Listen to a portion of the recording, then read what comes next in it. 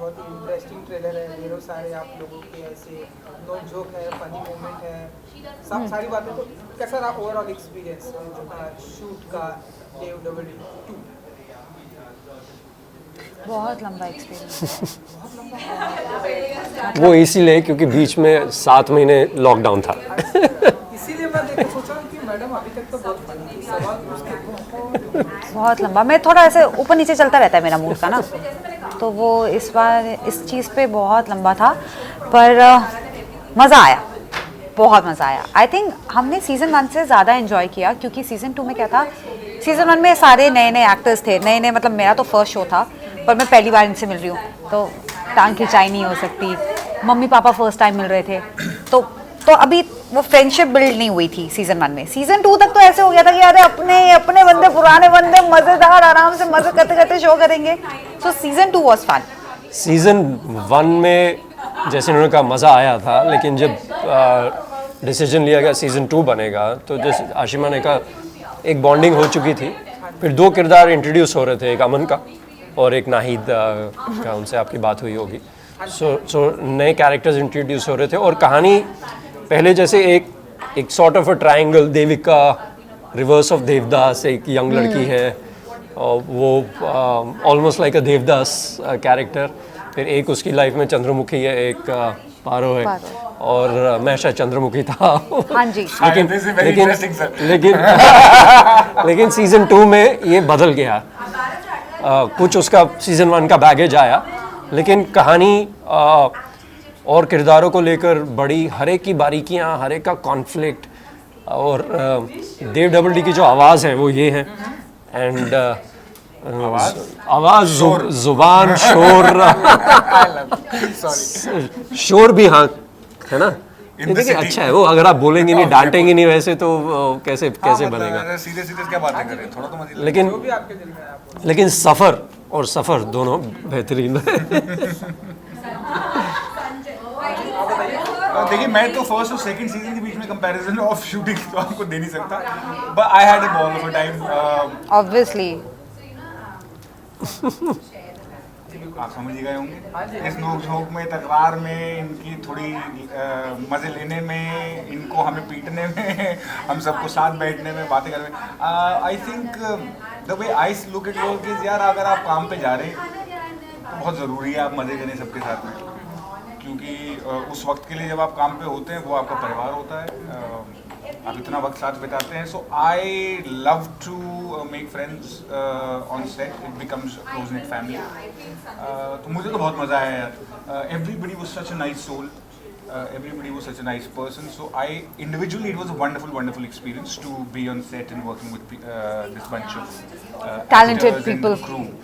इसको कॉम्प्लीमेंट ही समझिए। हाँ जी, बिल्कुल बिल्कुल। मुझे इनके साथ काम करके बचपन याद आ गया। समझ गया मैं, मतलब बचपन याद आ गया। तो बचपन याद आ गया, वो खेलकूद, वो हंसी मजाक, रोना तो उसी वक्त रोना, गुस्सा तो उसी वक्त गुस्सा, लेकिन अगले दिन उसका कुछ पता नहीं है। तो ये बहुत अच्छी चीज़ है, स्पिरिचुअल बात है, क्योंकि बच्चों की तरह हो जाओ।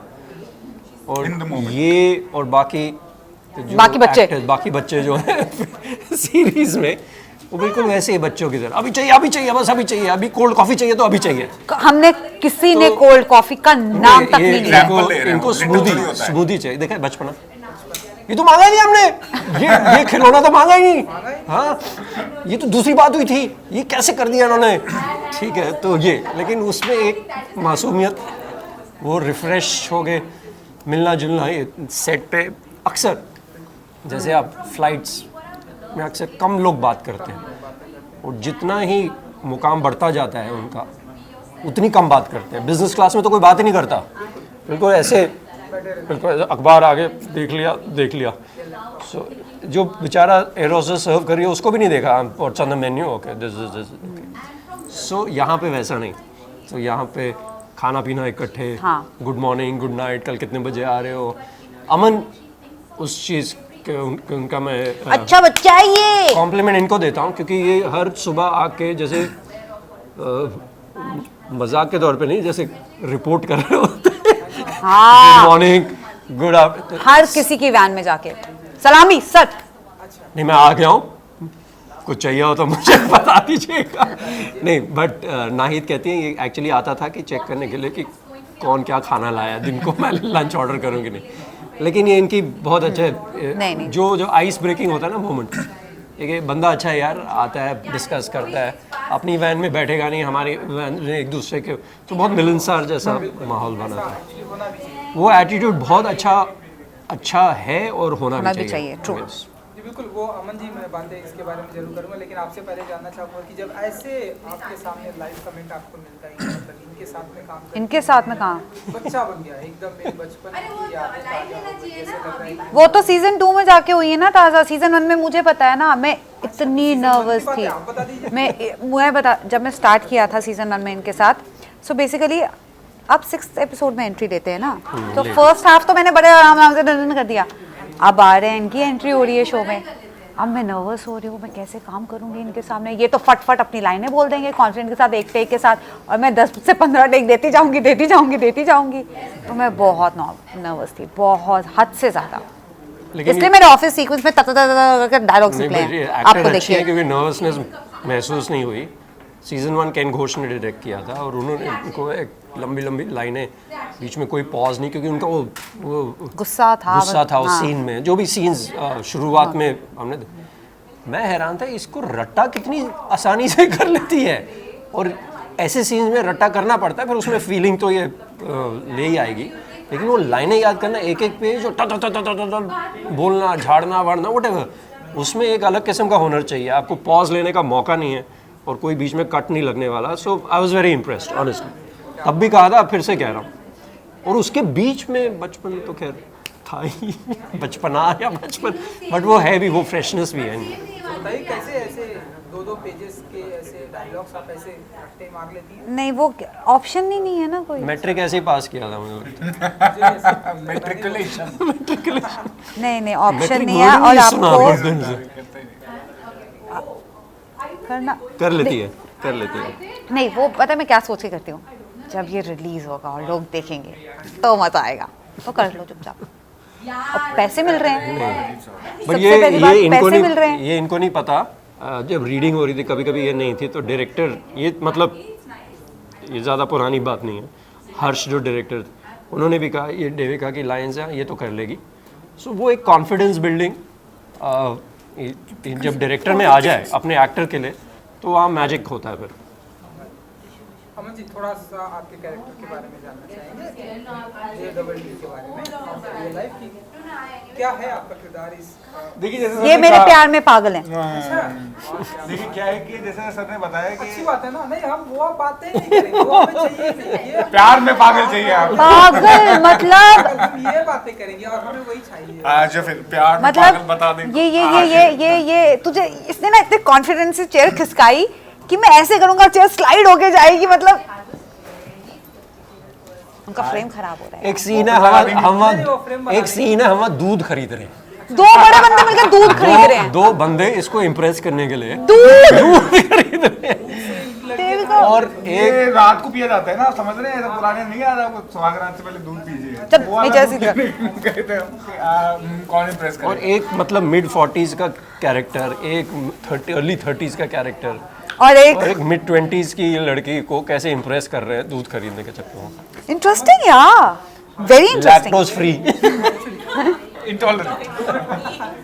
अमन जी आप बताइए, इनके प्यार में आप पागल हैं, तो ऐसे कौन सर वो कैसे प्यार हुआ पहले ये बताओ। मैं बताता हूँ कैसे प्यार ना, हुआ मैडम? मैं वही बता रहा हूँ आपको। प्यार इस तरीके से हुआ, जैसे क्या है, जब मैं बड़ा हो रहा था, मेरी बहन है बड़ी, हम बहुत ऐसी फीलिंग आती थी कि बाल नोच के हम बहुत झगड़ा करते थे। यार ये कहीं और जा रहा है। और इसके साथ मेरा वैसा ही प्यार है। Literally feel that she is so close to me that I can fight like cats and dogs with her and our love can still stay. तो ये तो हमारा ऑफ स्क्रीन प्यार है। ये off बड़ा screen अच्छा ये है। बडीज हैं, बडीज 2 यार होते हैं ना। हाँ। और ऑन स्क्रीन प्यार ऐसा है कि बेइंतहा है, ऐसा बचपन में ऐसा नजर पड़ी और तब तो फंसी नहीं, हाँ, अब फंसाना है। वो दो नैरेटिव्स हैं इसमें, कौन से वाले की बात करें? दोनों That's an internal joke। तो उसके बाद जवानी में वापस सामने आती हैं और हमें ऐसा लगता है कि यार दिस इज द टाइम। तुम पहले फिर फुल कमिटमेंट दे दी जाती है, ना आओ देखा, ना ताव देखा, ना हाँ देखा, ना देखा, ना इज्जत देखी, ना बेइज्जती देखी। देविका पाहिजे, देविका पाहिजे, मला देविका पाहिजे। और फिर जो ऐसा मोहब्बत पैशन से करी गई है, that to an extent is the story. Everything else I would not want to talk about. But that is a very interesting aspect about this character, that he is so committed to her या emotionally. That's very very interesting. And लेकिन मोहब्बत करना अच्छी बात है, उसके पीछे दीवानगी भी होना अच्छी बात है, लेकिन दूध खरीदना मुझे नहीं समझ में आया है ना, उसके लिए आपको शो देखना पड़ेगा और आप वेट करेंगे वो दूध वाला सीन कब आएगा। रोज ले जा सकते पर सोचिए ना, वाई दूध। देखो हर Earthy फिल्म romance है। हर फिल्म कैफे कॉफी वॉफी ये दूध खरीदने का देखे। ये अर्दी रोमांस जमीन से जुड़ा हुआ। और सीजन 1 हमने देखा, बहुत ही इंटरेस्टिंग है। सच में देखा? हाँ जी, अच्छा पूछ अरसा लो सातवें एपिसोड में क्या हुआ था अभी। अरसा हो गया नहीं। अगर आप सीजन देखें, अगर आप सीजन 1 नहीं भी देखेंगे तो सीजन 2 के थोड़े रिकैप में हाँ। आपको समझ आ जाएगा। लेकिन उम्मीद करते हैं कि सीजन 2 आपको इतना मतलब इंट्रीग करे कि आप सीजन 1 देखना चाहें। ट्रू। तो अब ये हमेशा 2 में जो है रिस्पॉन्सिबिलिटी बढ़ जाती है, जी। की उम्मीदें बढ़ जाती है। जी। फर्स्ट बहुत अच्छा आया था सीजन 2, तो आप लोग बताइए कि कितनी जिम्मेदारियां बढ़ गई हैं। एक्चुअली मैं एक चीज़ कहूँ, इसका मैं थोड़ा जवाब नहीं, बट इसका थोड़ा बैकग्राउंड देना चाहूँगा। जब ये सीजन 1 आया था, OTT शुरू ही हुआ था। ये ऑल्ट का शायद पहला या First। दूसरा शो था।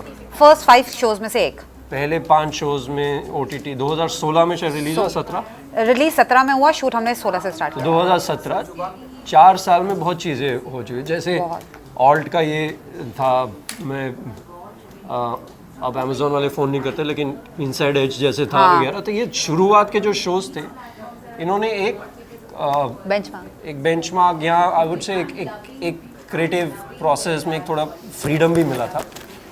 तो तब के अब उसके दौरान 4 साल में बहुत शोज़ आए हैं, बहुत अलग अलग किस्म के शोज़ आए हैं, और एक ऑडियंस की आदत भी बन गई है। अब जो एक्चुअली ज़्यादा मुश्किल काम है ऑडियंस को पकड़ के रखना, क्योंकि उनके पास ऑप्शंस उतनी सारी हैं। फ्लिक करने की आदत हो गई है, लॉकडाउन में ज़्यादा हो गई है ये। अब वो कंजप्शन, जैसे SMS और व्हाट्सएप तो आपने 100 भेज दिए, पता भी नहीं चला। SMS अभी भी 5 भेजें यार, बहुत हो गया। सो अब जिम्मेवारी उतनी ज़्यादा, लेकिन ड्रामा वाइज कहानियाँ जो हैं, किरदार काफ़ी हैं, ट्रैक्स बहुत हैं, और एक एलिमेंट, थ्रिलर एलिमेंट भी है, रोमांस एलिमेंट भी है, कॉन्फ्लिक्ट एलिमेंट भी है। बहुत कुछ है। उतना काफ़ी कुछ है शो में। अगर आप कैरेक्टर इंट्रोडक्शंस भी देखें, इनके पॉइंट ऑफ व्यू से आपको लगता है ये शो ऐसा होगा। अनुराग जो मैं किरदार प्ले कर रहा हूँ, वो ये शो ऐसा होगा, इनका ऐसा होगा। सो ये अलग अलग नदियाँ हैं, जाके हो सकता है एक सागर में जाके मिल जाए। आप भी मानती हैं कि जिम्मेदारी बढ़ गई है सीजन 2 में? हाँ जी, बहुत। क्योंकि मैं बताती हूँ क्यों। क्योंकि कभी कभार क्या होता है, जब सीज़न 1 हमने शुरू किया था, ऑब्वियसली मेरा पहला शो था, जो पेपर पे लिखा, मैंने पढ़ा और मैंने कर दिया।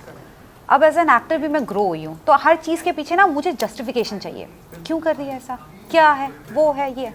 और मेरी काफ़ी हद तक ना थोड़ी डिस्कशन तो काफ़ी हद तक ना मेरी बहस नहीं, डिस्कशन होती रहती थी डायरेक्टर से और क्रिएटिव से शो के, कि तू अभी भी देविका प्ले कर रही है, देविका बड़ी नहीं हुई है। एज एन एक्टर मैं ग्रो हुई हूँ, पर देविका वही है, कैरेक्टर वही है, कैरेक्टर का माइंडसेट वही है। So play like that. तो वो थोड़ा क्रैक करने में मुझे डिफ़िकल्टी आई, बट फिर हमने अभी थोड़े डब्स वगैरह और थोड़े एडिट्स वगैरह देखे, तो मुझे बहुत अच्छा लगा। मैंने कहा नहीं यार, नॉट बैड यार, मज़ेदार है। सवाल आपको दोहराना पड़ेगा। हाँ, क्योंकि जवाब दूसरा आया। रिस्पॉन्सिबिलिटी ये याद नहीं रखते कुछ। ऐसा सवाल है कि जिम्मेदारी आपके ऊपर, तो आप बताइए। ये तो नए नए आए हैं, प्लेटर में सर्व करके मिल गया सब।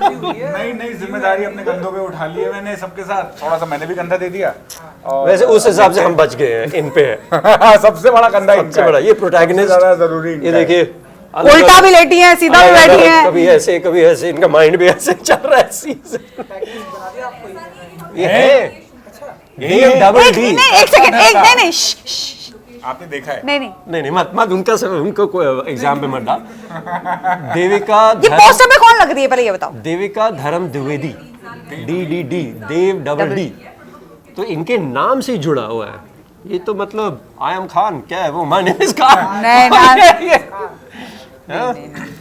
ऑलराइट, तो एक जो थोड़ा सा सवाल आप लोगों से बहुत सारे लोगों ने पूछा, वो ओटीटी प्लेटफॉर्म पर अब सेंसरशिप की बातें हो रही हैं, सेंसरशिप की बात हो रही है, गवर्नमेंट की तरफ से भी रेगुलेशन आने वाले हैं कि ओटीटी प्लेटफॉर्म पर सेंसरशिप होगी, कैसी लगेगी। आप एज एन एक्टर कितना मानते हैं कि ये होना चाहिए?